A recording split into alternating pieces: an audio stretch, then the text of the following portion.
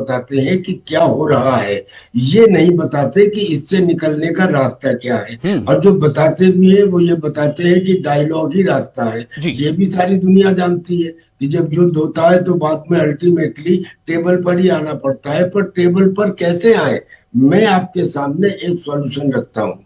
Iran के साथ trust deficit है अमेरिका की बेइंतहा। वो कह जी। रहा है कि बात चल रही थी और आपने अटैक कर दिया, और पहले भी आपने ऐसा किया था, बिल्कुल। मान लिया। अब हम्म। पाकिस्तान पाकिस्तान ने एक कोशिश की। पाकिस्तान ने कोशिश की कि वो टर्की और इजिप्ट से मिलके ईरान और अमेरिका के बीच में समझौता कराए, मगर वो समझौता इसलिए नहीं हो सकता क्योंकि पाकिस्तान की क्रेडिबिलिटी नहीं है। उसके पुराने इतिहास को देखो तो वो षड्यंत्र, धोखेबाजी और आतंक के ऊपर खुद इन्वॉल्व रहा है, तो वो कैसे समझौता करा दे। ऐसे में जिम्मेदारी किसकी बनती है, अब आप जी। इसमें सोच के देखें। मैं कहता हूं कि इसमें भारत को खुद होके इंटरेस्ट लेना चाहिए। बिल्कुल। भारत को ये कहना चाहिए, भारत अगर इसमें जुड़ता है हम्म। तो ज्यादातर लोग ये कहने आ जाएंगे कि साहब देखिए, पाकिस्तान के इनिशिएटिव को हमें सपोर्ट करने की क्या जरूरत थी। अरे मैं कहता हूं कि पहली बात तो भारत इससे अफेक्टेड है, दूसरी बात पूरी दुनिया उससे अफेक्टेड है। हम वासुदेव कुटुंबकम की बात करने वाले अगर पूरी दुनिया के बारे में सोचते हैं तो अब हमें ईगो को छोड़ना चाहिए, क्योंकि भारत की क्रेडिबिलिटी है, भारत की स्वीकार्यता ईरान में भी है, इजराइल में भी है, और कुछ हद तक अमेरिका में भी है। अगर भारत इसको स्यू मोटो होके ज्वाइन करता है जी। तो उस वार्ता के अंदर कोई रिजल्ट निकल सकता है, एक सॉल्यूशन है आपके सामने, एक नई दिशा में सोचने की बात कि जो अब तक नहीं थी। अब सवाल ये उठेगा कि भाई इसमें तो पाकिस्तान को क्रेडिट मिल जाएगा, इसलिए भारत को नहीं जुड़ना चाहिए। मैं ये कहता हूं कि चलो पाकिस्तान ही सही, दुश्मन ही सही, लेकिन अगर भारत का कद एक पहाड़ की तरह है, उसमें से दो चार बोल्डर अगर टूट के गिर भी जाए तो पहाड़ का कद कम नहीं हो जाता। ठीक है। यानी कि इसमें भारत को जी। एक एडिशन और एक चीज ही मिलेगी और उसकी छवि और ज्यादा सुदृढ़ होकर जी। निकलेगी। बिल्कुल सॉल्यूशन तो बिल्कुल। सर ये है। मैं आपकी बात से इत्तेफाक भारत रखता हूँ जी। संजीव जी मैं आपके पास आना चाहता हूँ क्योंकि प्रोफेसर अजिताभ अभी जुड़ नहीं पाया, कुछ तकनीकी दिक्कत आ गई। संजीव जी, मेरा सवाल ये था कि एक महीने के बाद, यानी कि 28 फरवरी को हमले हुए थे, उसके बाद डोनाल्ड ट्रंप की अगर आप स्टेटमेंट्स को याद करें, उनका कहना था 24 आवर्स, फिर 1 वीक विल बी एनफ। फिर उन्होंने कह दिया कि सब कुछ तबाह कर दिया हमने, ईरान की नेवी, ईरान की आर्मी, ईरान का एयरफोर्स, सब कुछ तबाह कर दिया। लेकिन ईरान तो आज भी जवाब दे रहा है। ईरान ने तो एक दिन पहले प्रिंस सुल्तान जो एयरबेस है सऊदी का, जिसमें अमेरिकी हवाई अड्डे पर हमला किया है और 15 से ज्यादा जख्मी हो गए उसके फौजी, और एक जो E3 जो फ्यूल जो विमान है उसको क्षतिग्रस्त किया है, बल्कि 2-3 किया है, ऐसी खबरें आ रही। मैं आपसे संजीव जी ये जानना चाहता हूं कि ये जंग कहां तक पहुंची है, और क्या जंग के पहले जितना नापा तोला गया था एक दूसरे की ताकत को, क्या वैसे ही है या उसमें कुछ फर्क नजर आ गया?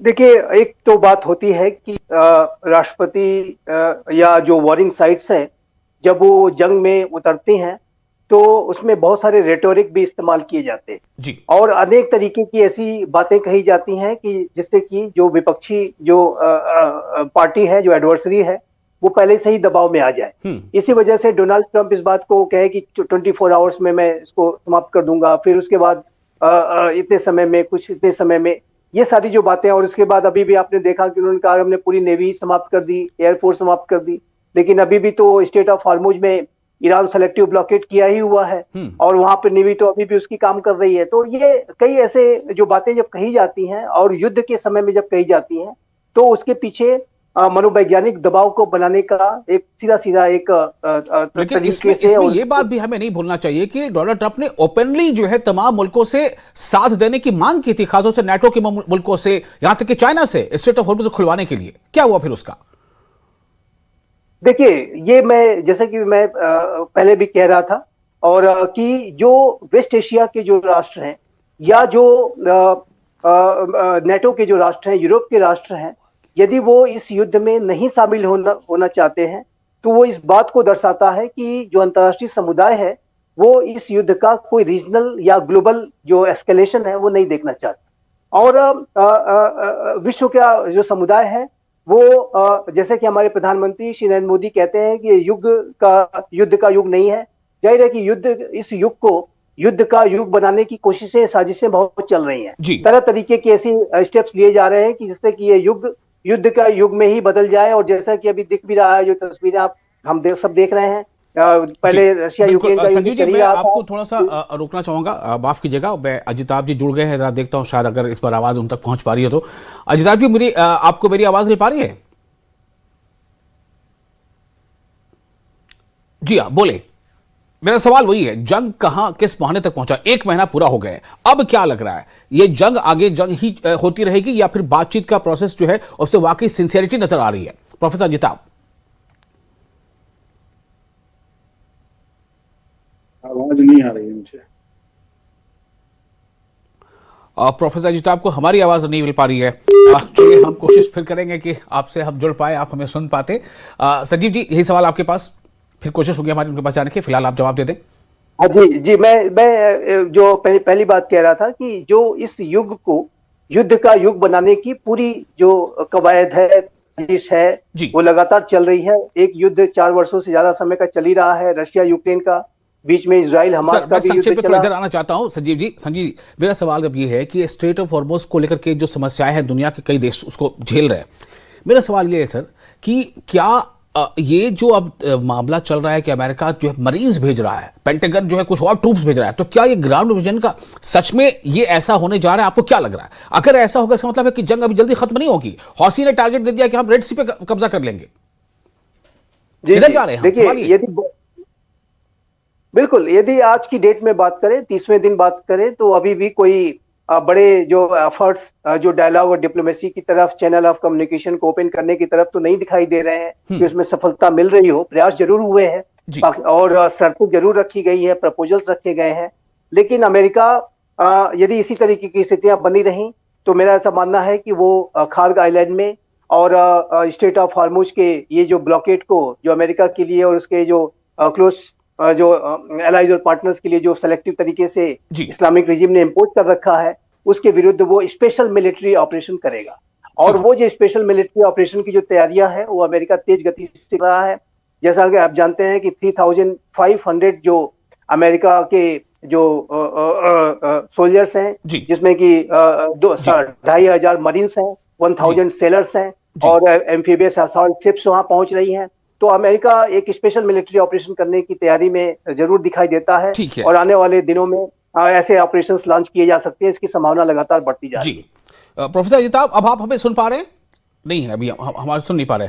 तो त्यागी सर, मेरा आपसे सवाल अब ये होगा, मैं दरअसल इसके अगले पड़ाव की तरफ जाना चाहता हूं कि अगला पड़ाव क्या है? अगला पड़ाव और ज्यादा जंग का मैदान भीषण होता जा रहा है, वो देख रहे हैं हम, या फिर ये कि उसमें वाकई सरलता आएगी? क्योंकि देखिए, अमेरिका के लगभग तमाम राज्यों में बड़े पैमाने पर प्रोटेस्ट हो रहा है, नो किंग्स, और उसमें वो इमिग्रेशन पॉलिसी से लेकर के अब खासतौर से ईरान वॉर को लेकर के लोग जो है सड़कों पर आ गए। क्या इसका दबाव डोनाल्ड ट्रंप पर है? क्या डोनाल्ड ट्रंप पर मार्केट का दबाव है, या फिर डोनाल्ड ट्रंप वाकई ईरान जंग में बिल्कुल एक कहते हैं ना कि जीता हुआ शासक जो है वैसा कुछ तमगा चाहते हैं, तभी वो इस जंग से बाहर निकलेंगे?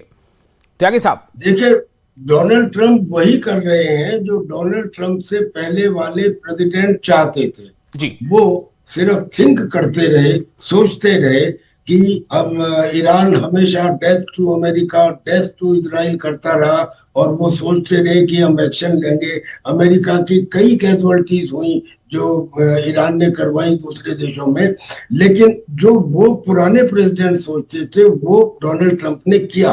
बेशक ये प्रदर्शन तो टेम्परेरी होते हैं, लेकिन डोनाल्ड ट्रंप, अगर जो मैंने आपको एक रास्ता बताया, अगर हिंदुस्तान बीच में इंटरवीन करे बिकॉज ऑफ इट्स क्रेडिबिलिटी, बात हो सकती है। पर अगर वो बात नहीं होती है तो फिर मुझे लगता है कि ये ग्राउंड ऑपरेशंस होंगी, और ये ground operation basically Keshav island और ये जो हेलो कैन यू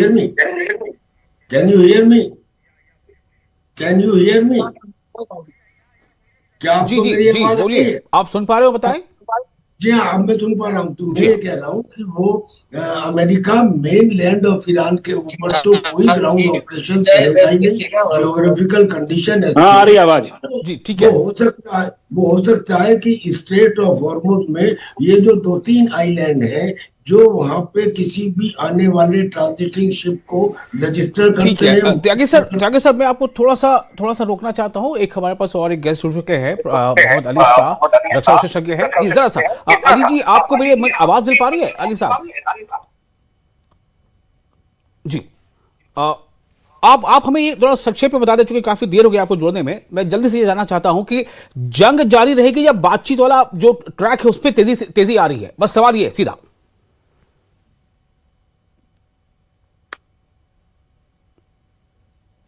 से मैं चाहता हूं कि जंग जल्दी खत्म हो जाए, लेकिन हाँ। आज भी हमने देखा कि हौती रेबल्स यमन से उनका भी एंट्री हुई है जंग के अंदर। तो अभी फिलहाल मैं देख रहा हूं कि माफ कीजिएगा, पहली बात तो मैं लेट हो गया हूं ज्वाइन करने में, क्योंकि मैं इंटरनेट सपोर्ट नहीं कर रहा था। जी जी। लेकिन देखिए, वही बात मैं कहूं कि स्ट्रेट ऑफ होर्मुज से हम अब तक तेल की बात कर रहे हैं कि 20% तेल दुनिया में जाता है। जैसे मैं इंटरनेट लेट हुआ मेरा, 30% दुनिया का इंटरनेट के केबल्स स्ट्रेट ऑफ हार्मुज जाते हैं। उसके बारे में किसी ने विचार किया है कभी? अगर वो काट दें तो बिल्कुल जंग जारी रहेगी। बदकिस्मती से इसमें ये अभी तो फिलहाल तो मेरे को कोई ऐसे साइंस नहीं दिख रहे हैं कि जंग रुकने वाली है। जी ओके जी। प्रोफेसर अजिताभ, अगर आप हमें सुन पा रहे हो तो मेरा सवाल तो सवाल ही रह गया, जवाब ही का इंतजार कर रहा हूं मैं। जी बोलें, कहां तक पहुंचे हम? एक महीना हो चुका।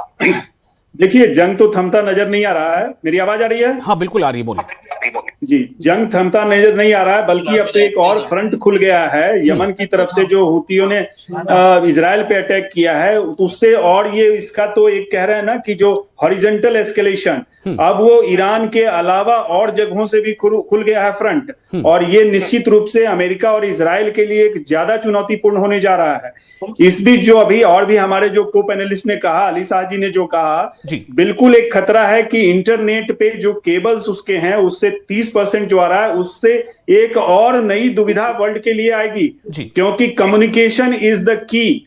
अगर कम्युनिकेशन के चैनल इस तरह से रुकते हैं, पाकिस्तान पे ईरान का भरोसा नहीं है, अमेरिका पे ईरान का भी भरोसा नहीं है, और दूसरी तरफ ये व्यवस्था जो चरमरा सी गई है, इससे निजात पाना बहुत जरूरी है। और मुझे लगता है अमेरिका और ईरान दोनों को डायरेक्ट बातचीत करनी चाहिए, इजराइल को कॉन्फिडेंस में लेके। और एक चीज और मैं यहां कहना चाहूंगा विशाल साहब, कि जो अरब गल्फ के देश हैं वो भी अपने आप को साइडलाइन फील कर रहे हैं। उनको भी कॉन्फिडेंस में लेना अमेरिका और इजराइल दोनों के हित में है, क्योंकि वो भी डायरेक्ट इसके भुक्तभोगी हैं। जी बिल्कुल।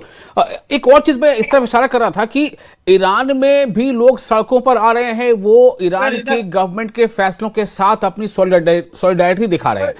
अमेरिका में जो अभी जो वहां प्रोटेस्ट बड़े पैमाने पर शुरू हो गया है नो किंग्स में, वो डोनाल्ड ट्रंप के एडमिनिस्ट्रेशन के फैसलों के खिलाफ हैं। ये चीजें क्या बता रही है? ये कितना किसी भी रूलिंग जो बॉडी होती है उसके लिए कितना ये मददगार होता है जनता का ओपिनियन? अजिताभ जी। देखिए विशाल साहब, अच्छा आपने क्वेश्चन पूछा कि अभी अमेरिका में जो मिड टर्म पार्लियामेंट के वहां के जो कांग्रेस के ये होने वाला है इलेक्शन, उस पे इसका असर पड़ेगा। क्योंकि डोनाल्ड ट्रंप जी की दोनों डोमेस्टिक पॉलिसी और फॉरेन पॉलिसी दोनों कहीं ना कहीं भटकी हुई है। ये जो अमेरिका फर्स्ट की नीति ने कहीं ना कहीं अमेरिका को डाउन किया है, मुझे लगता है। और इससे सिर्फ और विदेश नीति नहीं, अर्थनीति नहीं, ये जो कहते हैं कूटनीति, उस पे भी इसकी छाप और जो कहते हैं ना काली छाया, वो पड़ी हुई है। और कहीं ना कहीं इसके लिए ट्रंप की नीतियां, चाहे वो ट्रेड और टैरिफ की बात करें, युद्ध से रिलेटेड उनके जो हैं, जो उन्होंने दबाव बनाने की कोशिश की अपने एलीज पे, चाहे वो नेटो के देश हों, G7 के देश हों, उनके अपने एलीज हैं।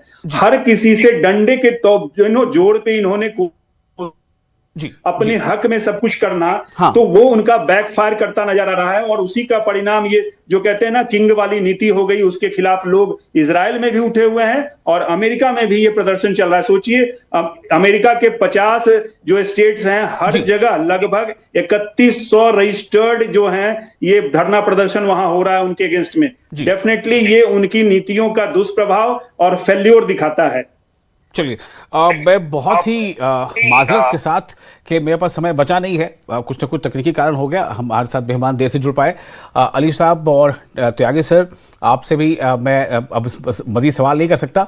आप तमाम लोगों का बहुत शुक्रिया। संजीव जी आपका भी शुक्रिया, और अजिताभ जी, इस पर चर्चा हम लोग आगे करते रहेंगे फिर इसके बाद, फिर कभी किसी दूसरे मामले में कि दरअसल ये जंग के हालात कैसे बने। चूंकि देखिए, जंग जो है अगर ये फैलती है तो ये किसी के लिए भी किसी के हक में नहीं है, किसी देश के हक में भी नहीं है, चाहे वो मिडिल ईस्ट के या फिर वेस्ट एशिया कह लें, या फिर इधर जो तमाम मुल्क, भारत में भी इसका प्रभाव पड़ रहा है कुछ हद तक।